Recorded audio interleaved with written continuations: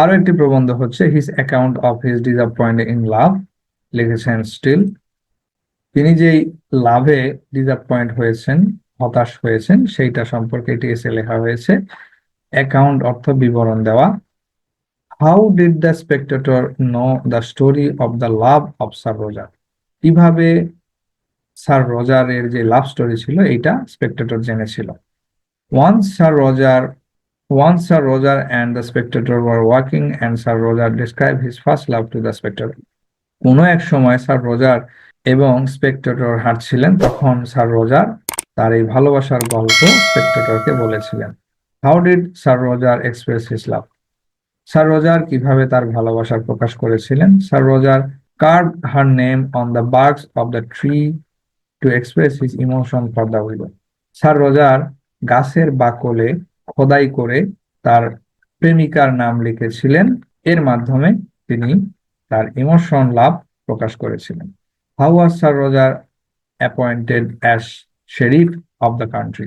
কিভাবে স্যার রজারকে ওই কান্ট্রির শেরিফ নিয়োগ দেওয়া হয়েছিল?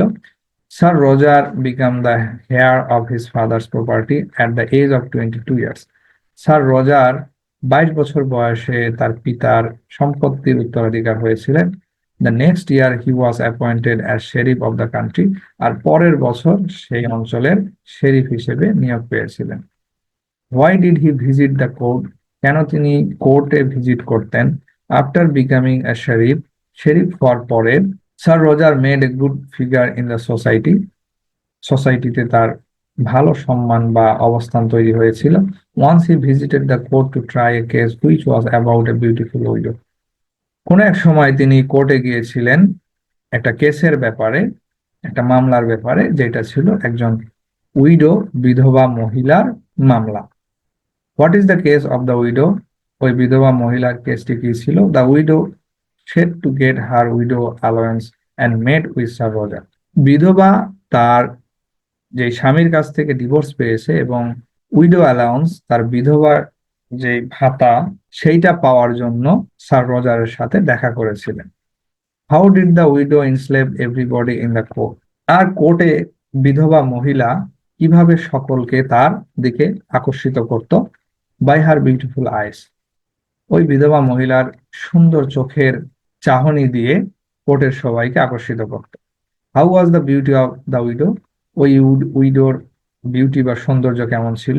The widow was a perverse or divergent creature who accepted the admiration of others. আর এই বিধবা মহিলা ছিলেন সৃষ্টিকর্তার নিপুণ সৌন্দর্যের অধিকারী, যিনি ছিলেন প্রশংসা পাওয়ার যোগ্য। But was not willing to give them anything in return. আর ওই বিধবা মহিলা সকলের কাছ থেকে প্রশংসা নিবেন, কিন্তু তিনি কাউকে রিটার্ন কিছু দিবেন না। She had been admired by the town as well as by the villagers. শহরের লোকেদের পাশাপাশি তিনি গ্রামের মানুষদের দ্বারাও তিনি প্রশংসিত হয়েছেন। She was the Paragon of beauty. তিনি ছিলেন বিউটির স্বর্গ। She was not only beautiful but also intelligent and learn. তিনি কেবল সুন্দরী ছিলেন না, তিনি ছিলেন বুদ্ধিমতী এবং সুশিক্ষিত।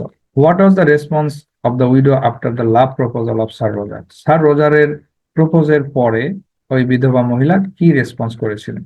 After getting the proposal from sir Roger the widow reacted very normally. যখন তিনি স্যার রজারের কাছ থেকে লাভ প্রপোজাল পেয়েছিলেন, তিনি খুব স্বাভাবিকভাবে রিয়াক্ট করেছিলেন and said that she trusted everyone equally. তিনি সকলকেই সমানভাবে বিশ্বাস করেন, এটার উত্তর দিয়েছিলেন। What did sir Roger do after the rejection? Reject হওয়ার পরে স্যার রজার কি করেছিলেন? Sir Roger try to keep away from the widow. তিনি বিধবা থেকে নিজেকে দূরে রাখার চেষ্টা করেছিলেন। What particular thing did sir Roger admire about the widow? Widow সম্পর্কে স্যার রজার যে বিশেষ বিশেষ বিষয়ে বলেছেন বা প্রশংসা করেছেন সেগুলো কি কি? Sir Roger liked her voice and the hands which are considered the finest hands in the world. Sir Roger ওই বিধবা মহিলার ভয়েস এবং হাতের প্রশংসা করেছেন এবং তার হাতকে পৃথিবীর সবচেয়ে ফিনেস্ট হাত হিসেবে কনসিডার করেছেন। Why did his behaviour become inconsistent? কেন তার ব্যবহার, আচার আচরণ ইনকনসিস্টেন্ট ছিল? After the rejection of the widow, বিধবা মহিলা যখন স্যার রজারকে রিজেক্ট করেছিল, the behaviour of sir Roger change and he became inconsistent. Sir রজারের আচার আচরণ পরিবর্তন হয়ে গিয়েছিল এবং তিনি ইনকনসিস্টেন্ট, অবান্তর আচার আচরণ করতেন। আমরা সামারি পড়ব। Sir Roger's past life is flashback in this এসে।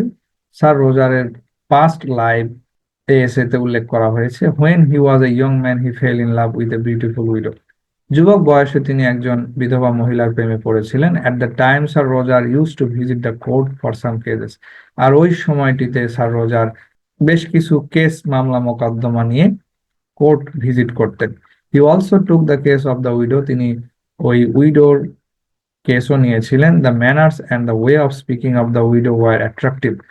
আর ওই উইডো বা বিধবা মহিলার যে আচার আচরণ এবং কথা বলার ধরন সেটা ছিল আকর্ষণীয়। আর voice was so sweet that he could not resist himself from the widow. তার ভয়েস এতই সুন্দর ছিল যে স্যার রজার ওই মহিলা থেকে নিজেকে দূরে রাখতে পারেননি। The widow also behave very frankly with sir Roger. আর ওই মহিলাও স্যার রজারের সাথে হাসি ঠাট্টার মতো আচরণ করত। Sir Roger took it as a signal of love and scribed her name on the bark of the tree.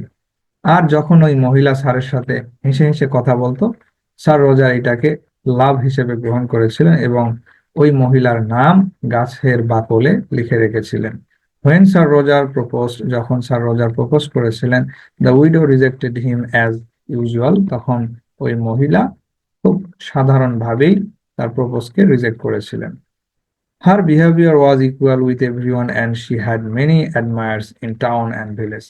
ওই বিধবা মহিলার আচরণ বরাবরের মতোই ছিল এবং তিনি এটাও বলেছিলেন যে তার যে প্রশংসা এটা তিনি গ্রাম এবং শহর থেকে উভয় জায়গা থেকেই পান। After that incident, Sir Roger remained a bachelor and his behavior changed radically or completely. আর এই ঘটনার পরে থেকে স্যার রজারের আচরণ একেবারেই পরিবর্তন হয়ে গিয়েছিল এবং তিনি নিজেকে পুরোপুরি কমপ্লিটলি চেঞ্জ করে নিয়েছিলেন।